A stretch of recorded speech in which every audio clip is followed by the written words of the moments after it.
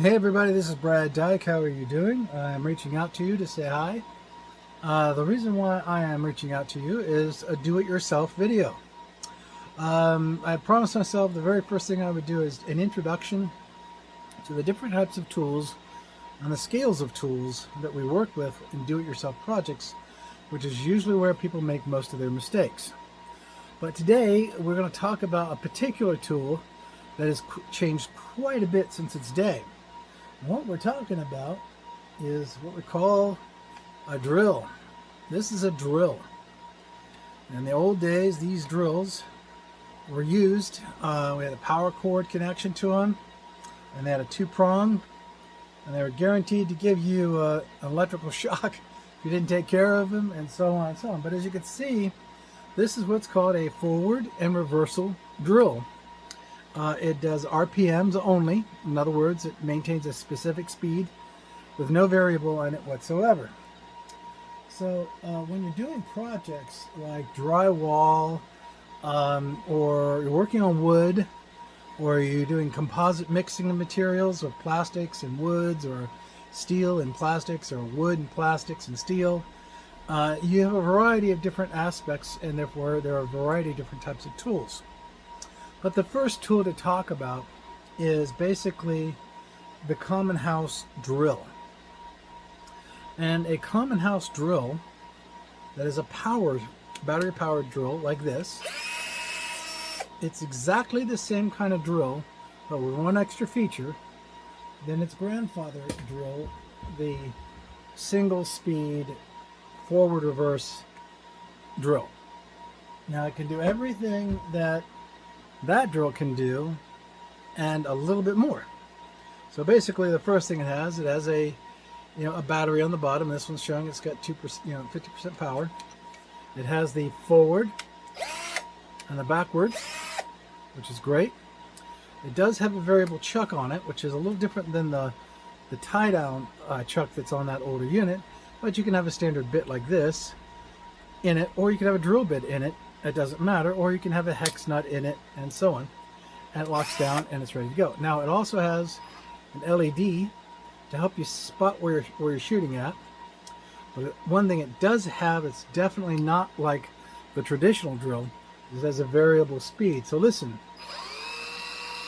that's speed 1, it's variable. So I can go fast, slow, and in the middle. If I switch this to 2, then this changes completely. It spins like a real drill. So now it's very much identical to the classic drill itself. Now it also has what we call a drill setting, which is a drill bit. You're not using a bit like this, you're using an actual drill bit. And it's going to drill for drilling. But if you're going to use a Phillips head or a standard screw head, or another type of torque or something like that, you can take it out of drill mode and you can do a poundage saying, hey, you rotate till you hit 5 pounds and then you just stop. See what it sounds like? That's basically giving you the ability from stripping out your holes, your threading, and so on, which is great to use when you're working with electronics. But like you see, this is just a drill. Still a drill. Common drill, great. You can get it for 20 bucks, 30 bucks. One battery is all you need. It will do most of the work. It will do IKEA work, build out IKEA furniture. Works great. But what if you need that drill functionality, but it can't be a drill? In other words, this is just too big. Well, that's okay, because we can introduce a oddly shaped drill called a vertical drill. Now it only has forward and backwards, but I do like this drill. It's very great for cabinetry. You can get what's called a short drill bit, and you can just get into those little tight spots and you can drill out your spots where you want, and then use the same drill to thread in your screws and get them in. But there's no torque on it, so you can strip a screw real easy. It still has the nice feature of being able to hand remove the drill bits, but it's a secured footprint. Once it's at that point stage, when you drill, you have to be careful.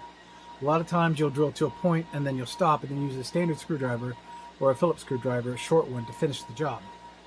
Now, with that, you ask the question, well, how can I get this and have them as two types, but still be basically a drill? That exists. Let me show you. So this drill by Works, by the way, I'm showing a Craftsman, a Hercules, and a Works, because no one manufacturer makes all great drills. You might have to mix them up. But as you can see, this guy's got a Phillips head on it. And I do use the torque heads. I'm actually gravitating to only using torque heads anymore, because this bit will not complicate this head. And I'll show you why in a second. But basically, that's nice, right? Same feature, 1 and 2. Slow, that's 1. That's 2, fast. And it also has down here a variable for torque poundage, so that it won't go any harder than it needs to. But check this out. Ta-da! That's right. Did I have to pick up 2 different drills to do the work I want to do? Nope. I have one bit here, and in this case it is a drill bit, versus the other drill head, which is a Phillips torque head.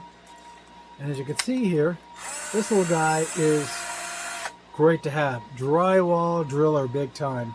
Set your holes, set your drywall, put this in, a couple of good starter points, flip over. Again, you see the LED on the front end here. And I'm able to quickly secure a piece of drywall, so then I can then go in and start zap all the holes. But there is another type of drill that exists, that is this guy. This is another Craftsman, but this is a hammer drill. Hear that? What you don't hear is when it goes pop, pop, pop, pop, pop, pop, pop, pop, pop, because it drills in using a hammer-like impact. Unlike these guys, which are drivers and drills, this is an impact header. So when I put this in and I'm torquing it down, you'll hear this head big time go pop, pop, pop, pop, pop, pop, pop, because there's a spring assembly in here. It's designed to drop a certain amount of poundage on the strikes to help drive it into hard woods and things like that, or other materials. But, if you look at all this, you say, wow, those are, right now we're talking 4 different types of drills. Is there any way to get all of that into one? Yes, mostly one. The only thing it can't address is being a vertical comparison to this drill. But it's this drill. Now, every manufacturer makes this drill. So Hercules is the one I'm showing you here now. And there it is. And the key thing that it has on it is right here. Drill, driver, or hammer. And if you change it to hammer, and you take the torque down, way down, it will hammer as it rotates, just like the impact drill. So it's an impact drill. Okay? So this now is an impact header like that one. If I switch this to driver, or basically mode 1, and by the way, I still have mode 1 and mode 2, because that's important, because you need this feature if you've got the drill bit feature right there. But when mode 1, with the driver in place, you can drive a screw in pretty easily, and what we call a nice smooth drill in to its final destination. Then you have what's called the drill. When you flip this to drill, which I will do now, you'll see that it's sitting on drill now, and now it becomes no different than Grandpa.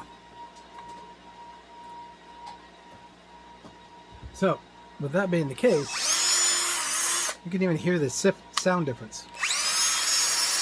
Really fast. See how it goes? And then slower. But if you listen carefully, and I'll go ahead and flip it back to hammer, you'll hear the clutch set for the hammer drill kick in. Hear it? So, this is the best all-around tool to get if you don't want a whole bunch of different versions. Now, believe it or not, I do have a lot of different drills for a lot of different reasons. Principally, this is probably my most used drill because I go back and forth between the bits I want and the drilling I want to do with the screws that I want to put in. It does see a lot of use time. It's not powerful, never said it was. It's easy to maintain, very easy to use. Down here's your torque ratio. It works well when it works. If you put too much work on these, in other words, you're treating something industrial with a non-industrial drill like a Works dual head drill, you're gonna break it. You know, let's face it. So it doesn't hurt to have a couple of drills of different classes. Now this guy has been a lifesaver on occasion. I mean, it's just really great to have it. I can get it in there in a really weird position and get it out. And I also find that having what I call, here, I'll show you, this is a nice little drill to have.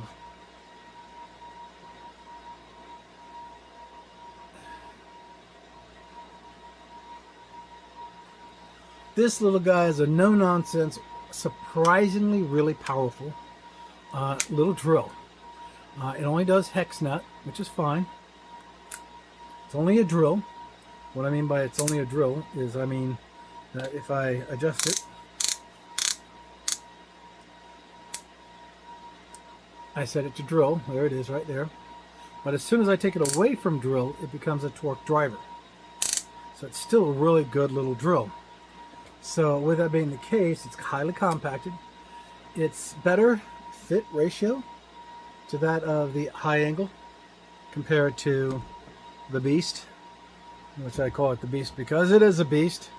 You know, you can see here my high angle is not going to be nearly comparable.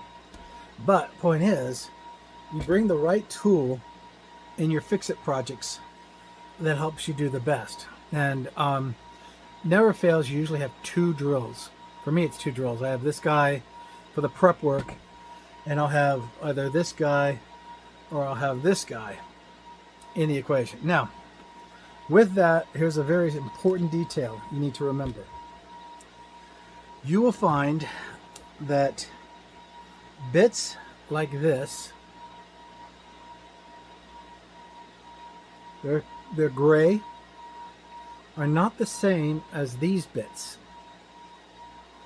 These bits are for torque and hammer impact drills. They're tougher. They have a little bit more flex to them than these do. This is just potted steel, or basically molded into shape. Not very strong at all when it comes to down to getting hit over and over and over with an impact wrench. What ends up happening is you'll bend what's called the inside socket. That's this part right here. You'll bend it slightly out of alignment with the other part because this part breaks or bends to a point where it's not good anymore.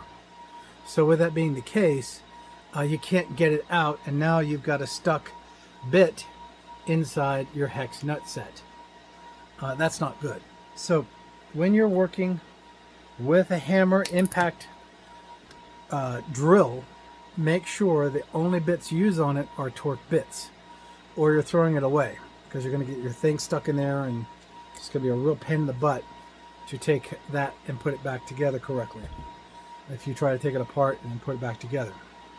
So with that being said, one thing you can do to help save yourself from grief is on a hammer impact drill like this, you put what's called an intermittenary bridge. Now this guy is also a torque socket, but if you mess up this piece, you just take it out.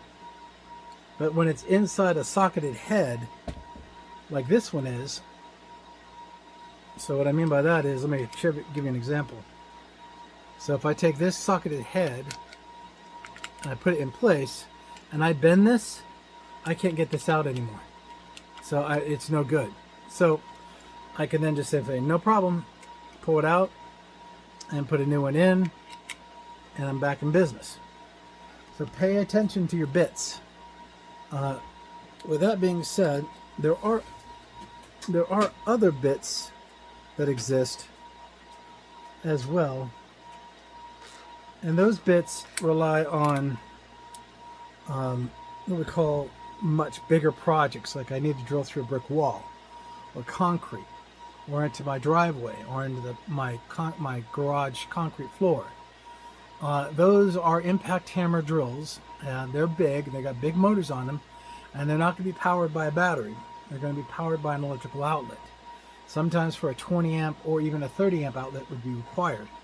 And when you require 30 amps, you bring in your own generator to power the 30 amps so that you can meet the requirements, because very few homes have 30 amp plugs just lying around. They're usually associated to their air conditioning, HVAC, and also the dryer and the range, different kinds of sockets, and that's a complication you just don't want to deal with.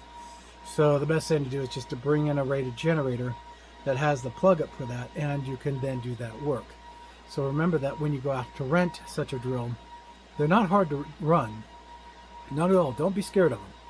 Respect them, because they're going to break your arm if you don't respect them, because they've got a lot of power, 80, 90, 100 pounds of pressure as they do their job and pounding that drill bit into whatever you're drilling into. But with that being said, this is Brad Dyke. I'm going to let you guys go. I hope you enjoyed this little 1, 2, 3 about drills and how they work within home projects. The other thing that you would ask the question is, what do-it-myself projects would I require such tools? Good question. Small drills like this are very good for appliance repairs. They can get into the tiny spots. They can unscrew those complicated screws that look just stupid in getting to. They're really good, including this one here as well. So that would mean a range, if you're working on a stove range, to replace a heating element, or you're replacing an element for a stove. Great little tools for that. Washers and dryers, these are very good tools as well for those, because of the variable speed. The variable speed is important because when you start to take those metal sheet screws out, you want to be able to catch them. So you want to control that process. Wood projects, all the other drills apply. May it be an impact hammer drill like this guy, or may it be just a standard variable drill that's used, but you might have 2 or 3 of these with different bits on them to help you with the projects you're doing. Maybe furniture, maybe wall repair, wood repairs, door frame repairs, things like that. You can reduce that, of course, by getting to a more specialized drill. Then you get into what we call foundational work. Foundational works would require specialized drills, or a mix of the drills, but usually the best thing to have is one of these, which gives you all the 3 options, and then you have a quick release head to take one bit off and put it with the other bit, and so on and so on and so on as you're doing that. So for framing, for foundational sets, for pressure treated wood, long screws, the impact hammer is spectacular. It will grind it all the way through. I don't care if it's a 4-inch, 6-inch, or a 3-inch long wood screw, it will do it. And it does it really well. But with that being the case, that's the range of do-it-yourself projects which you would be involved with. And there is one thing you probably heard me that I didn't really talk to. Automobiles, automotive work. Anything relational to machines that are like a truck or SUV or a lawnmower or basically an engine-based project. Be very careful using drills on engines. 2 reasons. 1, you have a torque requirement for your engines. So when you're putting bolts in, your drill is not going to get you to the proper torque spec because they don't have the pressure on them to do that. You need 60 pounds of torque to keep a piece of metal from rupturing from the other metal, which is controlling a blade in a lawnmower. So what we usually recommend to do is, if you're going to use a drill in a car or on a mower or a snowblower or a snowmobile or a boat, use it to extract the bolts only. That's it. You're pulling the bolts off and out. When you go to put them back in, make sure that you put them back in with a socketed controlled setup that can allow you to easily use a torque wrench to properly set those bolts back into place so that they're in place firm enough to keep the engine together. There's a lot of very specific steps you have to do to maintain engine integrity, and torquing the bolts is one of them. So you're glad to use these tools because, let's say, they're difficult to get to, and to get them out, and you do your repair work, and then when it comes time to putting it all back together, you do it by hand, you do it with a socket wrench combination, and you're putting everything together till it's fairly snug. Then you pull out the torque wrench and you look at the manual. It says, this has got to be 45 pounds torque, that's got to be 65 pounds torque, this has got to be 120 pound torque, and so on and so on and so on, until the engine is really put together like it once was before. So that's why I don't really promote using power tools except for electric sockets. Those are good to a point, but again, you have the same problem. Power sockets using batteries don't get to the torque levels that a torque wrench can get you to. So just remember that. Be very careful what you do. Also very important is there are drills that exist that can go below 1 pound. If you work on electronics like towers, computers, and so on, you want something that can give you 1 or less pounds. Because what that basically means is when you turn the actual process up and you're doing your work, you don't want to strip the small, little, tiny screws that you're putting in. This is what you want to have happen. That just says, hey, I've done enough. 0.5 is better, and they have drills out there for that kind of stuff. So if you have a need to put 55 screws into a piece of hardware that's, let's say, a computer or something, then try to get the right tool that can support it correctly in that regard. And I wouldn't buy one of these unless I absolutely had to. I just simply use a screwdriver, a magnetized screwdriver, or what we call a microset screwdriver. This is what they look like. I'm going to do a video on this as well. These are very fine tipped, as you can see, they're screwdrivers with a little prompting place where I can turn. And sometimes you just need to do the cycles and process the setup the way you need to do. Well, listen, this is Brad Dyke letting you guys go, and I hope you guys enjoyed the video. God bless and have a great week.